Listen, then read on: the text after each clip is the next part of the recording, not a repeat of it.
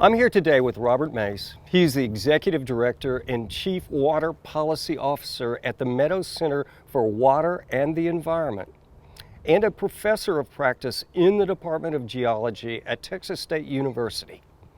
Robert has had over 30 years of experience in hydrology, hydrogeology, stakeholder processes, and water policy, mostly in Texas.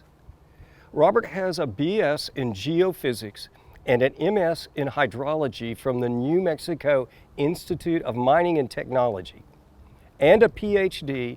in hydrogeology from the University of Texas at Austin. Robert, thank you for being here today. My pleasure. Robert, I've been raising awareness about our limited water resources versus rapid development in Hays County for the last 20 years. I recently wrote an article in the Hays Free Press about the 7-year drought in Hays County in the 1950s.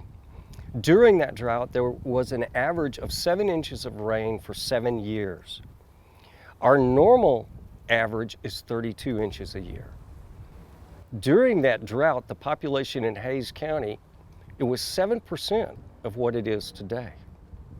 There were only 16,800 people living in Hays County in 1957, the last year of that drought. Wow.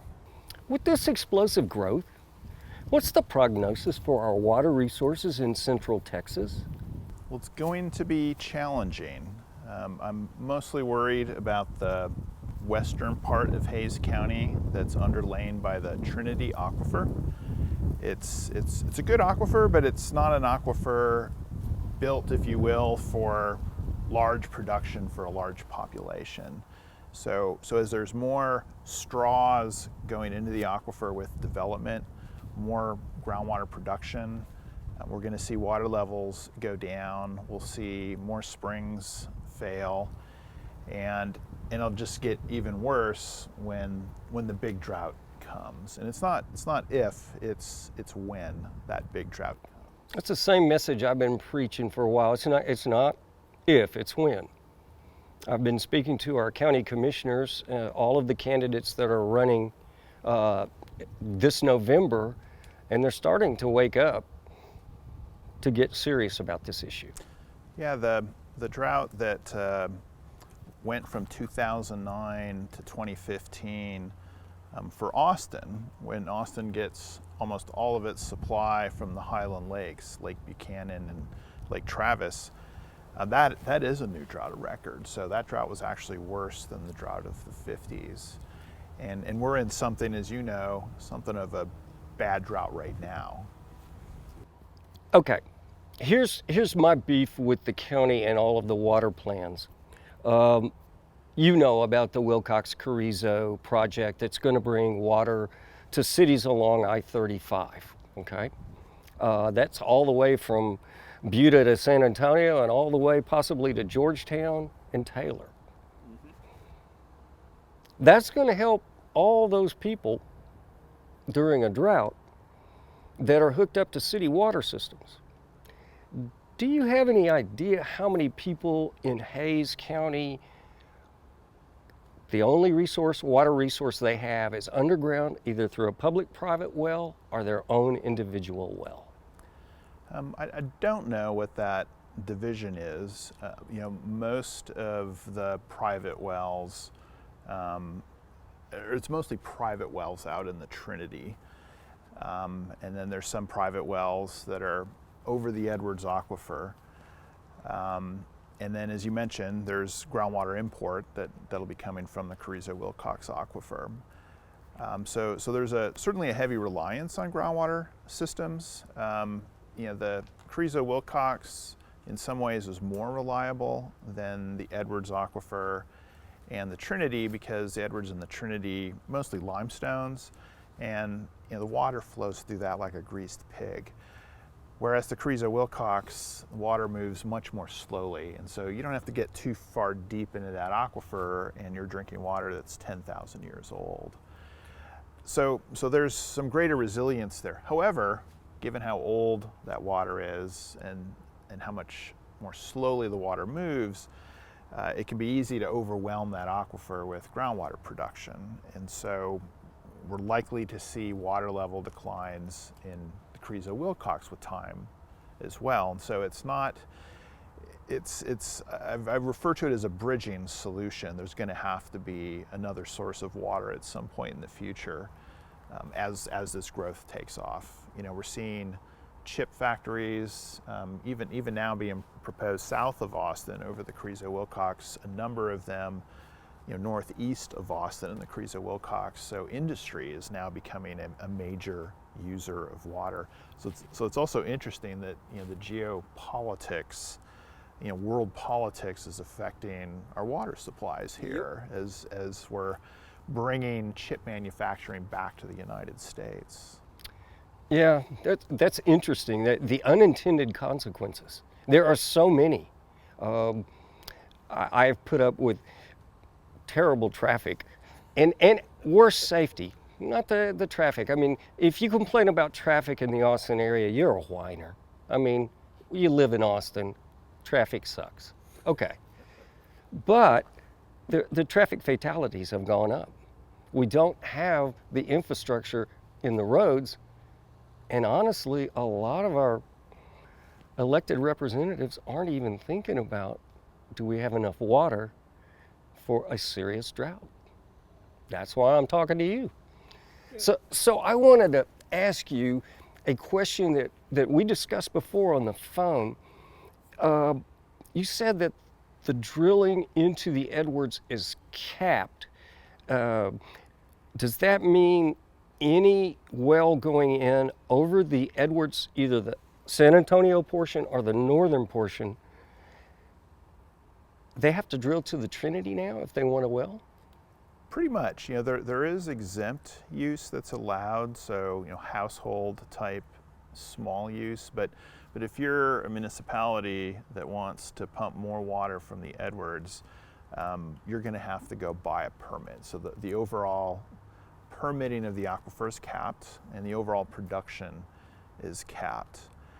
And the reason that is because of the endangered species that live here in San Marcos Springs, as well as in Comal Springs. And so federal endangered species law is really the only thing that's kept these springs flowing continuously. Otherwise, it's highly likely these springs would be ephemeral. They would come and go based on use in San Antonio and Farmers West. I did not know that. I had no idea that was the Environmental Protection Agency and endangered species keep me drinking water. I'm on a well. Yeah. That's amazing. That's good to know. Yeah, we don't have similar protections like that in the Hill Country Trinity, you know, and again, the water flows particularly through the Edwards Aquifer really rapidly. You know, the Hill Country acts as a collection funnel of water running off the surface, and then most of the recharge that feeds the Edwards Aquifer and comes out these springs is losing streams and rivers over the recharge zone of the aquifer. Hill Country Trinity, it's not as permeable of an aquifer. It's not as productive of an aquifer. And so it's much more easy to overwhelm with more wells. And so there, and then also private landowners, private wells, for the most part, you're on your own. You know, there are groundwater conservation districts that are managing the resource, but it ultimately becomes a personal responsibility for ensuring the resilience of your own water supply. And these districts have limited powers and are often under the constant threat of being sued, particularly in these areas with all this growth. A lot of people with deep pockets coming in don't like being told no. And if they're told no, then these districts, which don't tend to have real big budgets, get sued. So a lot of times they're trying to do things where they don't get sued, which winds up accommodating increased pumping, increased growth. And then the drought comes, everything's fine, and then the drought comes, and then a bunch of people's wells go dry. And so at that point, traditionally what we've seen in the past is then we'll see alternative supplies come in. You know, might be coming from Guadalupe Blanco River Authority, might be coming in from the Lower Colorado River Authority. This also applies to community public wells. Blanco suffered a drought in early 2000s that in that case it was the Blanco River that was drying up. There wasn't any good local groundwater at the time, and so they hooked into I believe Guadalupe Blanco River Authority water. I thought the GBRA water was completely sold out. I understood that they have to free up some acre feet to give acre feet now.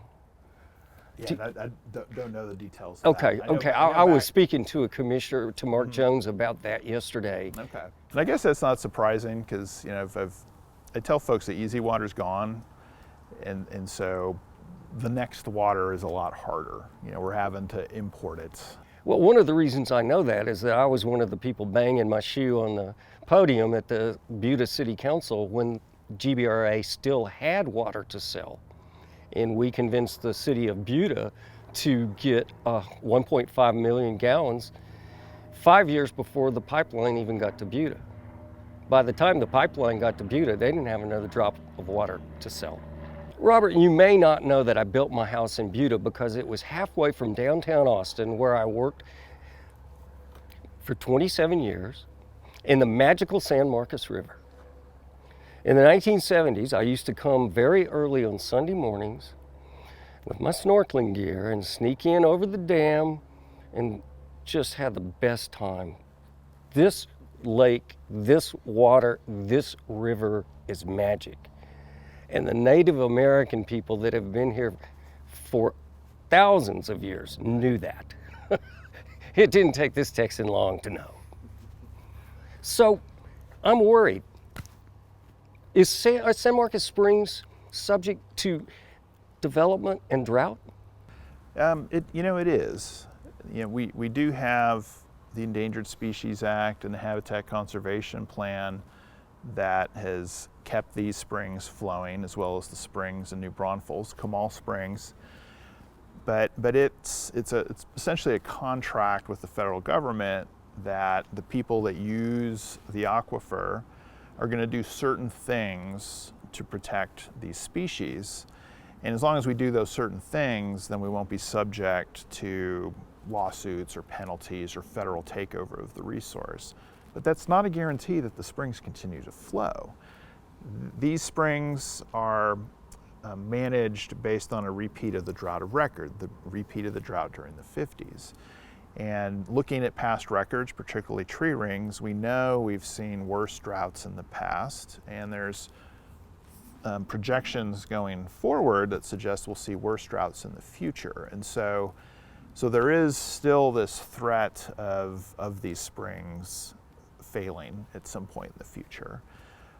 Good news is that the Habitat Conservation Plan gets renewed periodically, and the Edwards Aquifer Authority, which is the regulating body over the Edwards Aquifer, is going to be building in worse droughts in the future through climate change, and so that should add some additional protection. Another threat to these springs is water quality, and so as there's more people in the hill country, again, which funnels water towards the Edwards Aquifer, as well as on the Edwards Aquifer recharge zone itself, a lot of times people do things that they shouldn't do, dumping oil on the ground, pesticides, leaking wastewater infrastructure, whether it's a central system or a septic system. That all gets into the ground and gets into the groundwater system. And so we see traces of pharmaceuticals already in the spring water here, as well as in aquifers in the hill country. And so there's definitely a human impact that is being seen. And so that's another thing we have to worry about is water quality. So you sort of explained it. The way I understand it, through climate warming, it seems like the drought line is moving from west to east slowly, and that's all across this country. I'm telling everybody that listens to me that's young if you get some money invested around the Great Lakes, because that's the largest source of fresh water in the world. And with climate change, if it is actually getting warmer, we might see a reverse of Rust Belt coming to the Sun Belt. We might see the exact opposite. I think that will happen. 50 years, I don't know the time frame. But is there anything you can say about that? Is there, you study hydrology and hydrogeology. Is there a department within your department, or whatever you would call it, that studies climate change, because that also affects hydrology? So yes, we are working on looking at how climate change might affect the water resources of Texas. We're fortunate in Texas, we have a water planning process that was born out of that 1950s drought. And it was modified in 1997 to include stakeholders, the people, basically, to have a say on where the water is going to come from in the future. But it doesn't factor in climate change. It's as you know, it's a controversial topic over at the legislature. And so it's unlikely, in my opinion, that we'll see the legislature require the Water Development Board to build climate change in. And so I worked at the Water Development Board for 17 years. You know, one of the things I hope to accomplish when I left was to take a look at the climate change issue, because it worries me that, you know, we're planning for a severe drought, but every year that drought isn't as severe as it used to be. There's, you know, with the warming, and it doesn't, and here's the interesting thing, it's like it's mostly temperature driven. And so, you know, theoretically we may get more rainfall, but even with more rainfall, we're going to have less water available for use, because the temperatures dry out the soils, and so you don't get the runoff, and you don't get the deep percolation that recharges our aquifers. So yeah, we are looking at that. It's part of a multi-year project to provide that information to communities, to people, to the planning groups, to consider when they're developing their water plans. And there's, you know, some of the regional water planning groups are calling for that information so they can make some informed decisions. And again, the state's at this point is not going to do it. So we kind of see we can serve that role in providing that information, and hopefully, you know, build a more resilient water supply for Texas in the future. Okay, we're going to go into fantasy land. All right. You're the supreme commander of all allied forces here in Texas. What are you going to do? You're going to make all the rules, you're going to make all the decisions. What would you do? Well, great question. You know, the one thing that, when I worry about water resources in Texas, the one thing that allows me to sleep at night is the Gulf of Mexico, because there is a supply of seawater for desalination. Is it expensive? Yes, but it's not as expensive as you would think. And you know what's more expensive than desalinated seawater? Dying people? No water. Yeah, essentially. So that helps me sleep at night. Even for Central Texas, it's like at some point, you know, when I look at my crystal ball, we're going to see seawater desal come in. I think if I was, another thing I would do if I was, you know, in charge of everything in Texas, you know, I would take a serious look at climate change and build that in. Because again, I think we're planning for water that's not necessarily going to be there. I think that's true. Dramatic example is City of Austin is really the only city in Texas that is publicly planning for climate change. And when they look at inflows to Highland Lakes 100 years from now, and how much water is available for use, it's 50% of what it is now. So we're not talking like little. That's not good. Yeah, that's not good.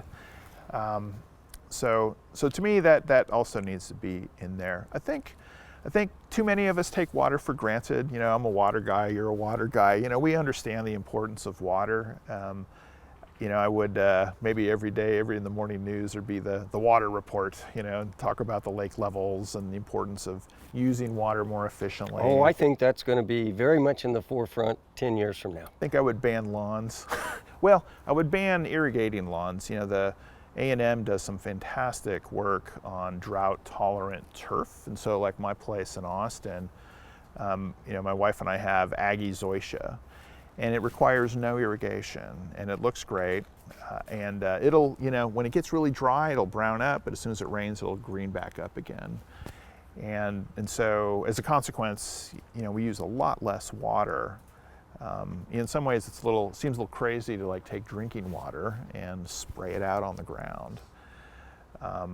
We also have rainwater harvesting that we use for outdoor uses, like for garden and for plants and things like that. More efficient use of water in urban environments in general.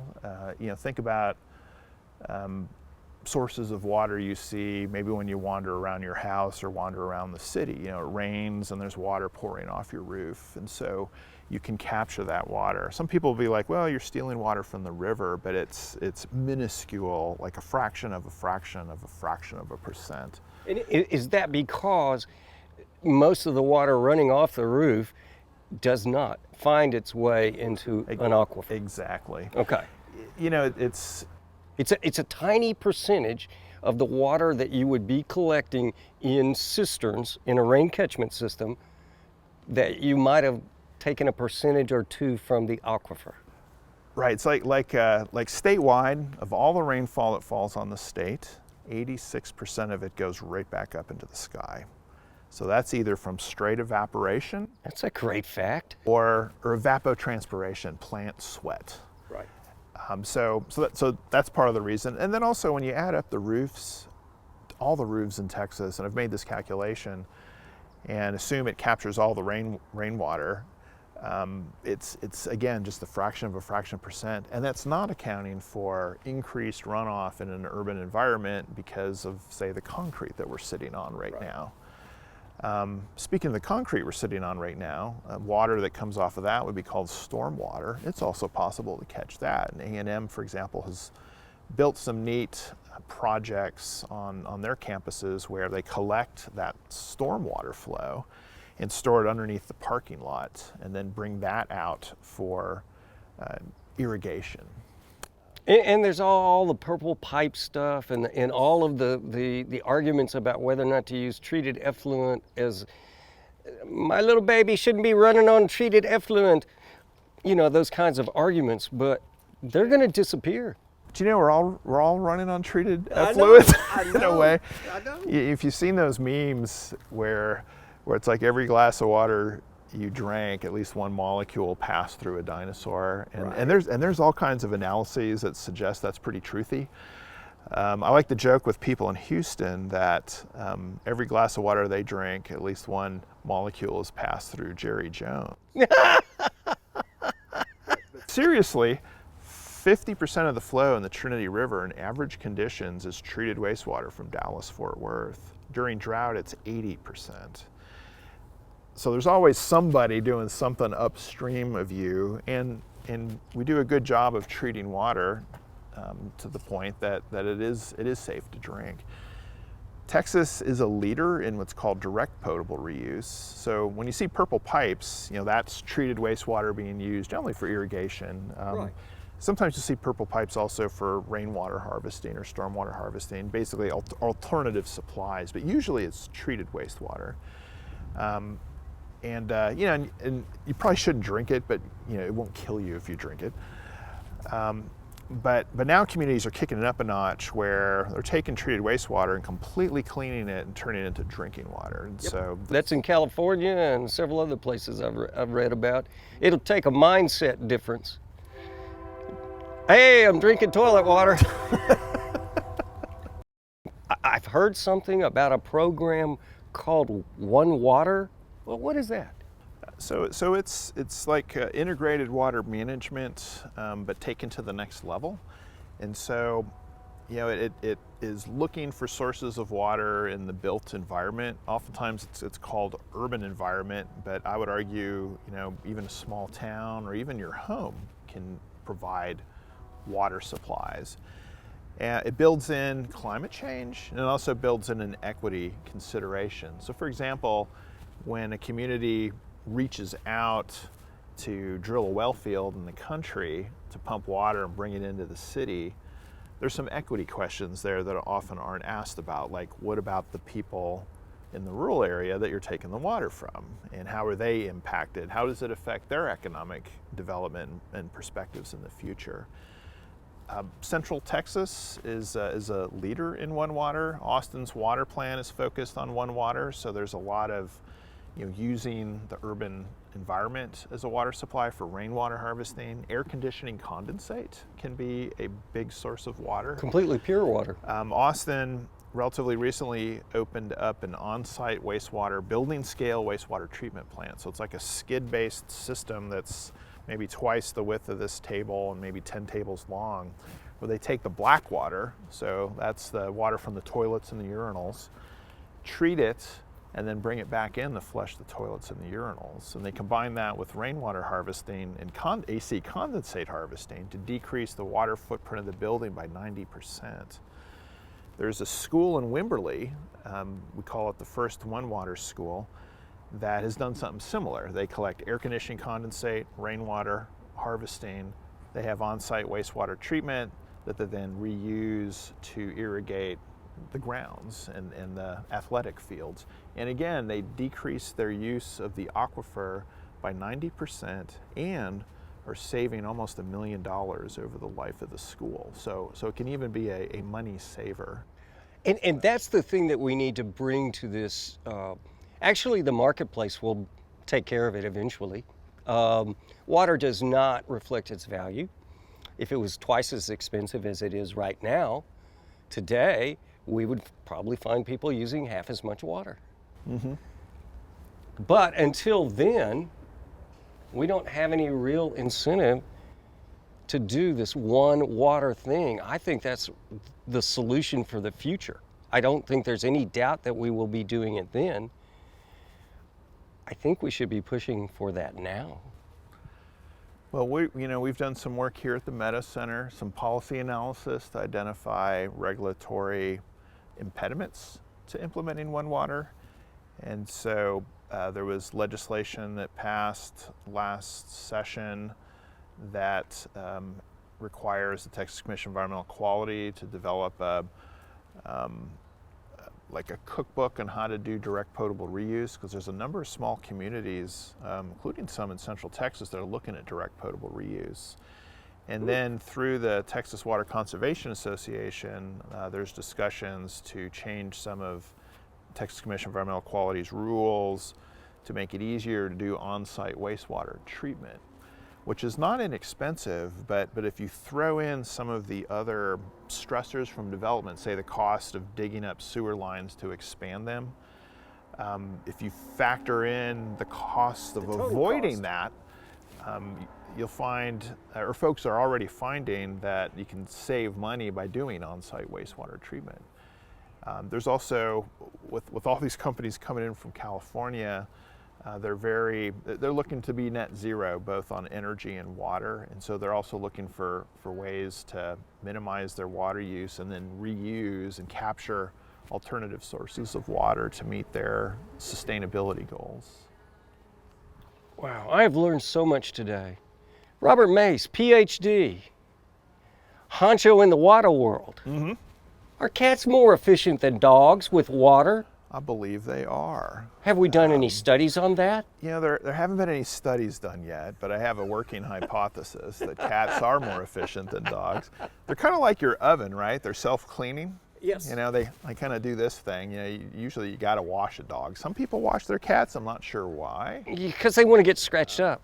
Dogs, in my observations as a PhD, dogs are sloppy drinkers. I mean, it's all over the place. Cats, smaller tongues, they're more efficient. Not all of them, because we've got one that's a mess, but, so it seems like they're more water efficient. And then, cats, the weather, my experience with cats is, if the weather's bad, they're not going outside and rolling around in the mud where, the dog might require some extra cleaning. Yes, so we have 2 dogs that love to roll around in so the mud. So I'm looking for funding. So if there's any funders out there